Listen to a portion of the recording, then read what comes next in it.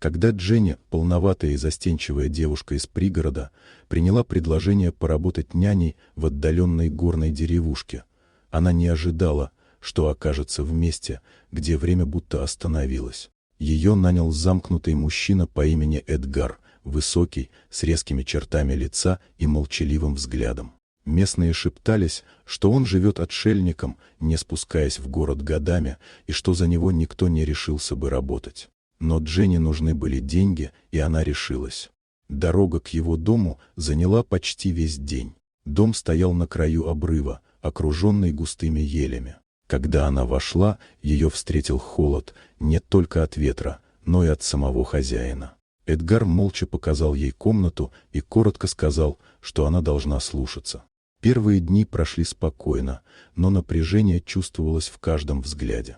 Дженни замечала, что мужчина наблюдает за ней не с вожделением, а будто оценивая. Он редко говорил и лишь коротко давал указания. Однажды вечером, когда снег за окном начал укрывать землю, он вошел в ее комнату и произнес тихо, но твердо: «Снимай все, что на тебе». Дженни застыла. Сердце заколотилось, страх сжал грудь. Она подумала, что теперь-то все и начнется, что слухи о его странностях не были пустыми. Но Эдгар, видя ее растерянность, добавил коротко: «Все это промокло, ты простудишься».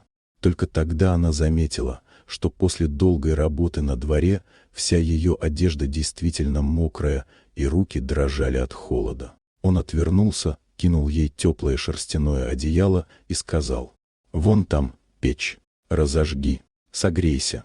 Он вышел, не оглядываясь. Дженни стояла посреди комнаты, не зная, что думать. В тот вечер она поняла, этот человек не был чудовищем, как думали другие. Он просто жил слишком долго в одиночестве и не умел выражать заботу иначе. С каждым днем она начинала замечать в нем другое. За суровостью скрывалась усталость, за молчанием — боль. Когда-то он потерял семью в лавине и с тех пор избегал людей. Но появление Дженни будто вернуло в его жизнь тепло. Он учил ее колоть дрова, чинить забор, следить за скотом. В ответ она готовила ему еду, согревала дом и наполняла тишину смехом.